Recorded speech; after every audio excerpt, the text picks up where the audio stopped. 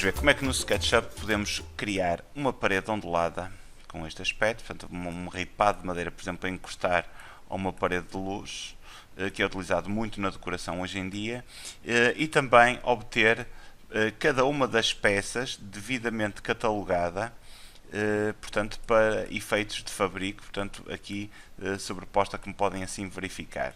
Portanto, vamos ver como é que nós podemos chegar a este resultado final.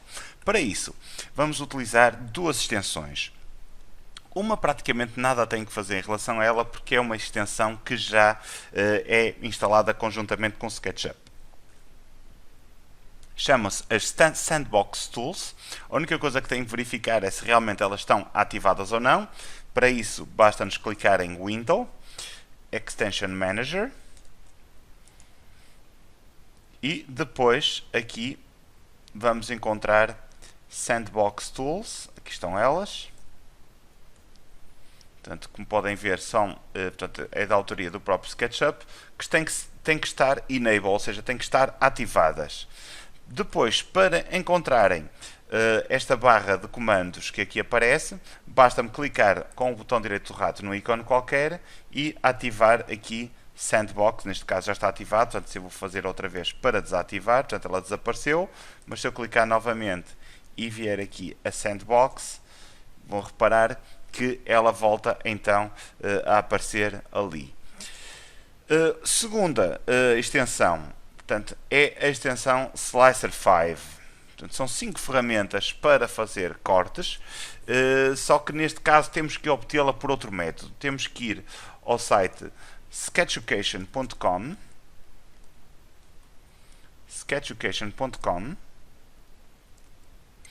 se não tiverem uma conta, têm que a criar, portanto existirá aqui um botão que diz Register, depois entram na vossa conta pessoal e, neste caso eu já entrei, e ele depois aparece aqui esta ferramenta, portanto esta página. Só tenho que ir aqui a Plugin Store, clicar, e depois no campo de pesquisa procurar por uma extensão chamada Slicer.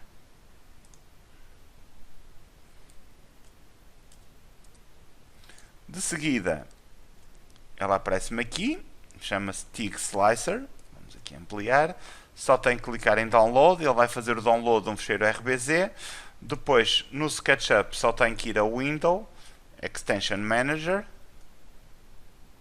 Window Extension Manager, e clicar aqui em Install Extension, e depois só tenho que ir ao disco buscar o ficheiro RBZ que eu carreguei e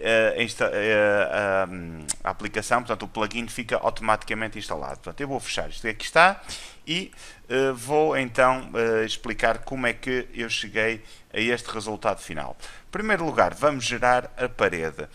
A parede é um bocadinho bizarro, mas vamos ter que gerar a parede deitada. E para gerar a parede deitada vamos utilizar esta ferramenta chamada From Scratch do Sandbox. Portanto, vamos criar uma Sandbox a partir do zero. Portanto, eu clico aqui em Sandbox e, se repararem no canto inferior direito do ecrã, ele aparece-me aqui a informação Grid Spacing, que é 0,2.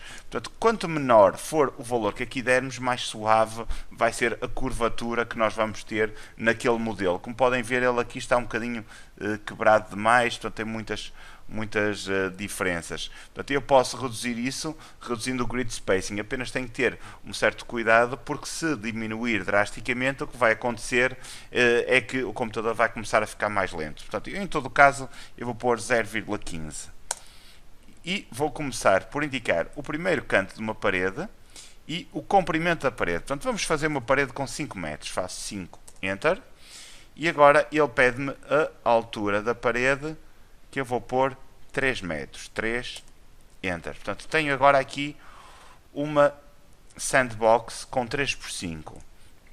Isto aqui é uma componente, portanto, se eu vier aqui ao Entity Info, eu verifico que estou num grupo, não peço desculpa, não é uma componente, é um grupo.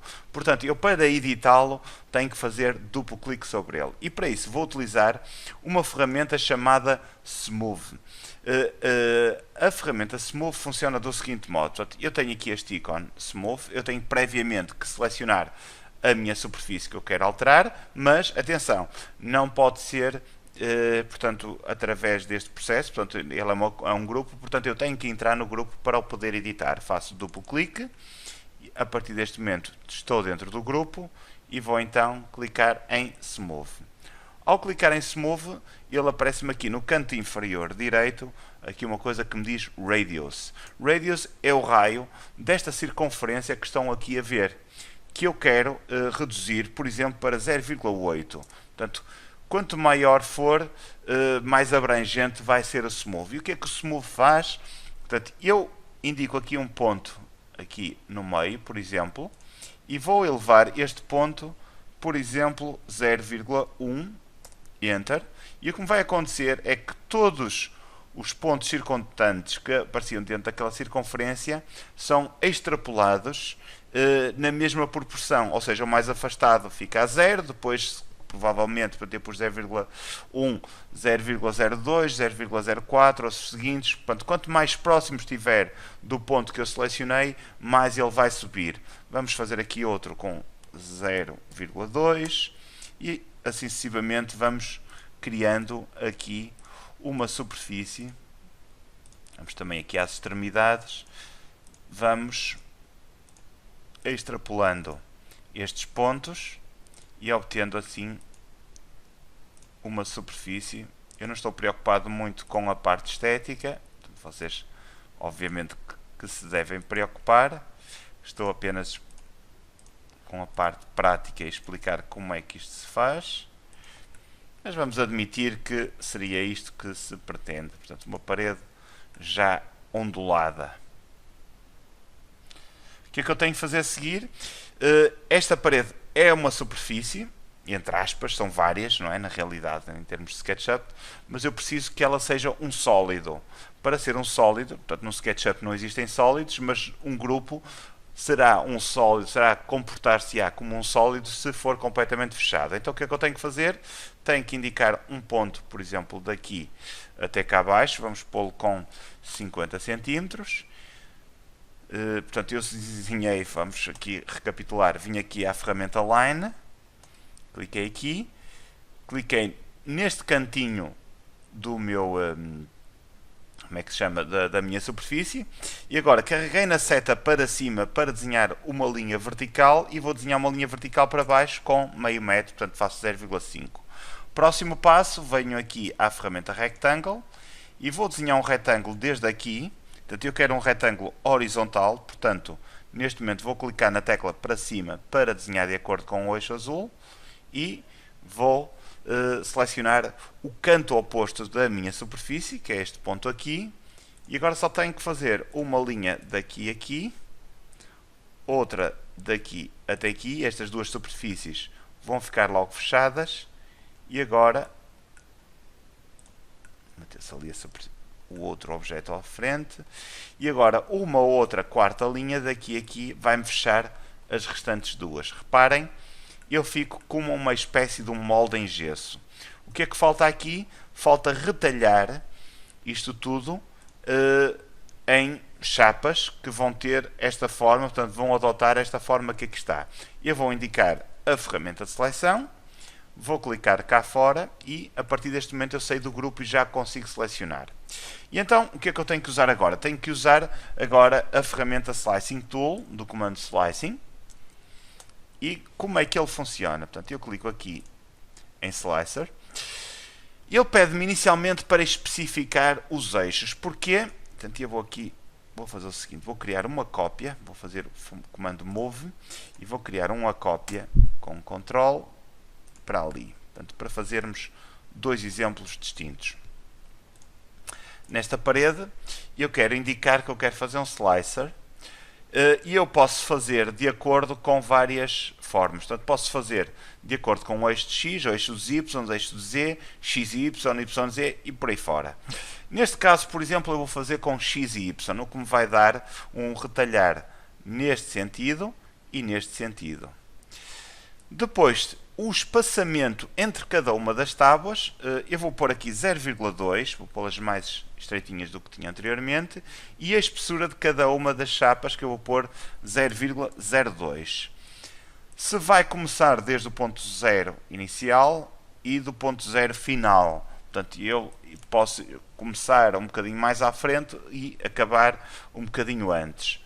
Depois, a forma de centralização, ou seja, esta distância que estamos aqui a pôr no espaçamento é relativa a quê? É relativamente ao eixo do corte ou é relativamente à distância entre as duas chapas? Portanto, vamos dois resultados completamente distintos.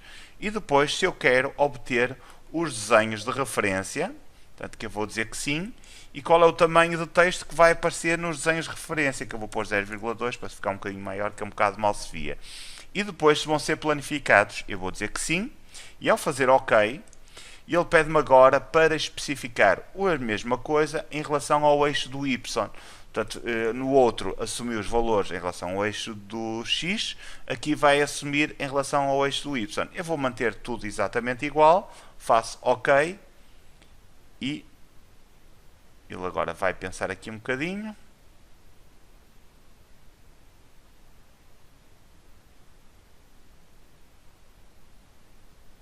E cá temos então o nosso resultado final. Portanto, ficou uma grelha mais densa.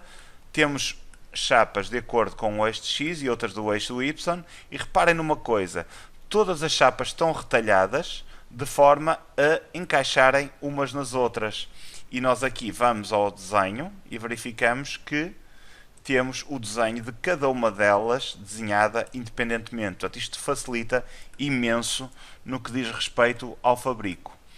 Vamos agora a este modelo. Vamos fazer a mesma coisa, vamos selecioná-lo, vamos selecionar a ferramenta Slicer e desta vez, em vez de indicarmos o eixo XY, vamos só indicar o eixo Y.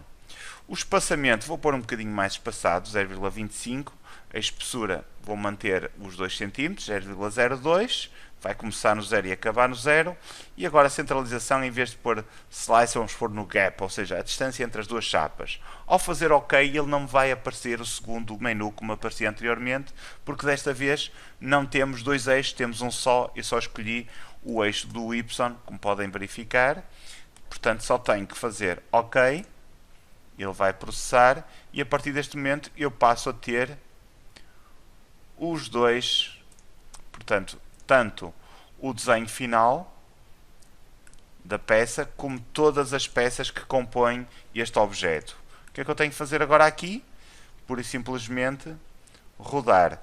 Atenção, porque é que eu fiz a parede deitada e não a fiz na vertical? Porque tratando-se de uma ferramenta topográfica, este comando Smooth só funciona em superfícies horizontais. Portanto, se eu tentar fazer isto com uma superfície vertical, o comando pura e simplesmente não responde. Vamos agora aqui ao comando Rotate e facilmente selecionamos este ponto aqui. Eu quero rodá-lo de acordo com um eixo paralelo ao eixo verde, portanto clico na seta para a esquerda, indico este ponto como a localização do eixo de rotação e vou rodar este ponto alguns para aqui.